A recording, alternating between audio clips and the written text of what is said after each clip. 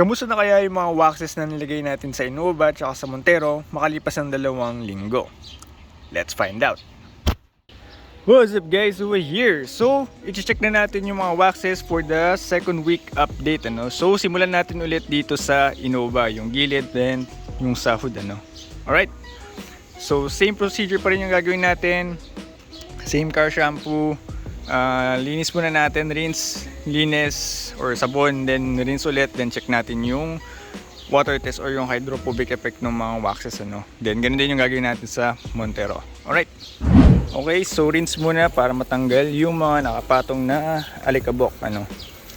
Pero yan, nakikita nyo. Sana nakikita nyo, andyan pa rin yung hydrophobic effect ni Microtex Nanoglos tsaka ni Reverse Perfect Shine. Kitang kita pa rin. Tapos ito yung kay Premium Carnauba Liquid Wax. Tapos yung kay Turtle Wax Super Hard Shell. Alright. Then sabunin natin.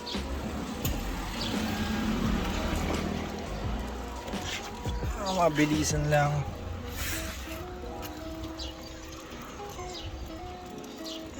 Flip. Okay. Then rinse off.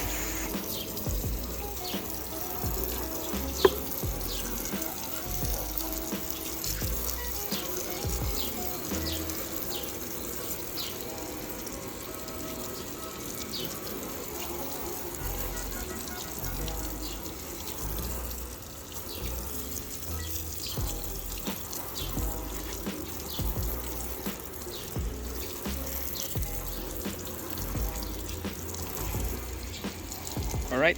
Okay, so tetest na natin yung hydrophobic effect nila. So unang-una, tignan muna natin yung sa control panel. Yan yung itsura niya sa control panel. Makikita nyo walang beading yung tubig. Tapos yung sheeting, ganyan kabagal yung sheeting. Saan nakikita yung sheeting? Ayan.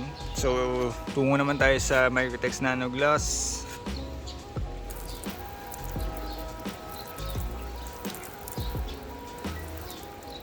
So may nagbi-beading pa rin.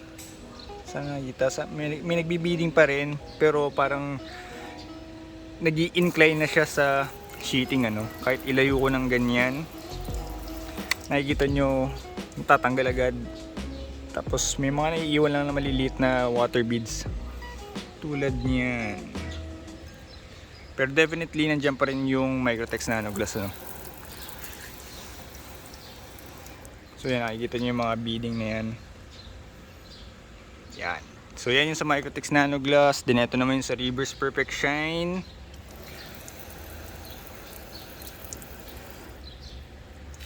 So ito mas maganda. Unti lang yung naiiwan niya. Except mga naiiwan lang yung trail ng tubig na pumapatak pababa. Pero yung ibang parts, tunto, hindi siya tulad nito kay Microtex na ayun, nakikita nyo ang daming maliliit na bead na naiiwan. Ito, hindi ganun. So isa pa.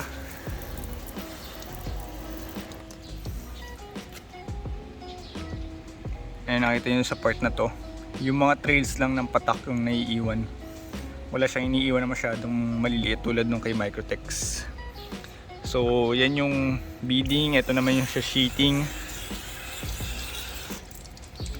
So yun, nakita nyo parang mas mabilis yung sheeting niya, tapos konti lang yung iniiwan. May mga maliliit na naiiwan pero hindi siya ganun kadami tulad nung kay Microtex. So recap, ito yung sheeting ni Microtex Nanoglos. Mabilis din naman. Actually mas maganda yung water sheeting nito. Ito konti lang talaga iniiwan. Pero yung beading sobrang daming iniiwan. So ito naman yung Guapo Premium Carnauba Liquid Wax. So water beading.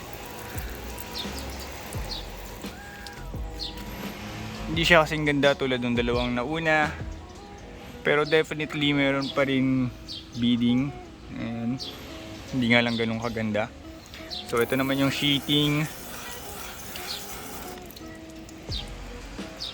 So medyo mabilis-bilis pa rin naman, pero yun nga, nag-iiwan pa rin siya ng maliliit na butil ng tubig tulad pa rin nung first week update ano.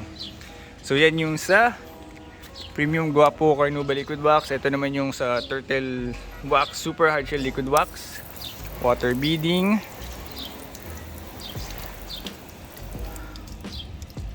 So nag-result na siya more into sheeting, pero nag-iiwan siya ng maliliit na beads ng tubig ano. Ayan. Lalo na to sa mga lower portion. Pero yung beading niya hindi siya ganun kaganda tulad nung mga nauna. Tapos ang bagal mag-sheet off. Sana napansin niya yun no. May maliit pa rin na sheet doon. So, ito naman yung water sheeting mismo. Mabagal lang mag-sheet off. Ayan, nakita nyo yan. May water sheet pa rin. Ayan. Yan yung kabagal na yung kay Turtle Wax Super Hard Shell Liquid Wax. Compared natin kay Guapo Premium Carnauba Liquid Wax, medyo mabilis yung water sheeting niya, no? Isa pa.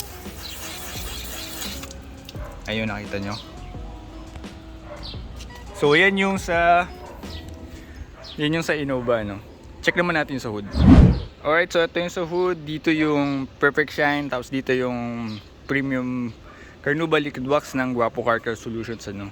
So una muna yung sa beading. Simulate natin na umuulan. Nakikita niyo naman yung guhit, di ba? Dito sa area na to.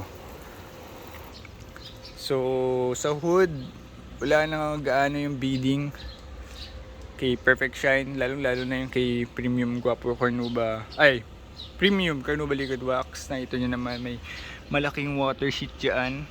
Ayan. Yung kay Reverse wala, pero yung beading di na ganong kaganda tulad nung last week ano.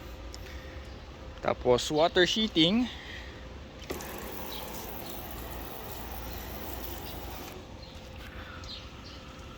nakita nyo mas mabilis yung kay Reverse mag sheet off, ayan. Tapos yung kay Guapo, ayan, nakita nyo malaki water sheet pa yan. Yung kay Reverse na wala na. So yan yung update sa hood ng Innova no. Doon naman tayo sa Montero. Alright, so ito na yung sa Montero.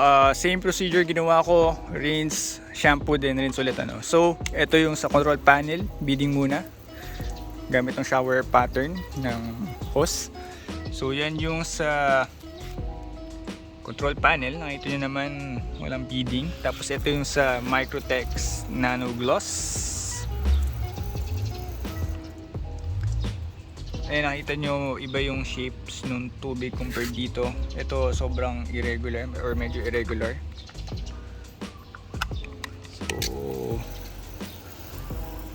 tapos yung sheeting, ayan yung sheeting. Tapos ito yung sa Microtex. Medyo bumagal yung sa Microtex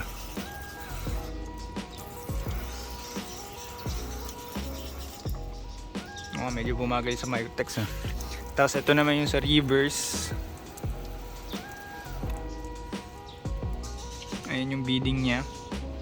Parang di na rin kasing ganda nung first week. Tapos ito naman yung sheeting. Ito mas mabilis na konti compared kay Microtex Nanoglos.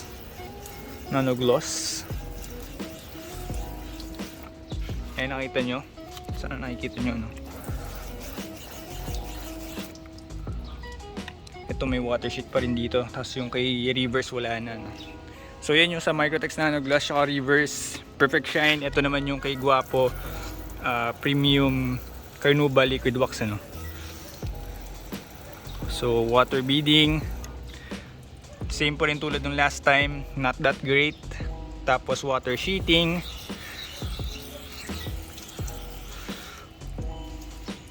ay nakita nyo may water sheet pa rin, medyo mabagal. So yan yung kay Guapo. Ito naman yung kay Turtle Wax, same tulad ng last week. Hindi rin siya kasing ganda tulad nung dalawa, yung Microtex tsaka Reverse. Ito naman yung water sheeting. So nakikita nyo medyo mabilis naman kung pag-compare natin yung Guapo tsaka yung turtle wax. Sana nakikita. Mas mabilis yung kay turtle wax mag-sheet off ng tubig. Alright, so yan yung second week update natin sa mga waxes. Kung nakita nyo naman, malaking naging change nung Nanoglos, Microtex, tsaka yung Reverse Perfect Shine. Same result doon sa Innova. So, abangan nyo na lang yung 4th week update. Tignan natin kung buhay pa sila. So far, sana nakatulong tong video na to sa pagde-decide nyo kung anong wax yung bibili nyo. Microtex Nanoglos, Reverse Perfect Shine, Guapo Premium Carnauba Liquid Wax, or Turtle Wax Super Hard Shell Liquid Wax. So guys, don't forget to like and share this video. And kung hindi ka pa nagsasubscribe, mag-subscribe ka na. So guys, that's it. Thanks for watching.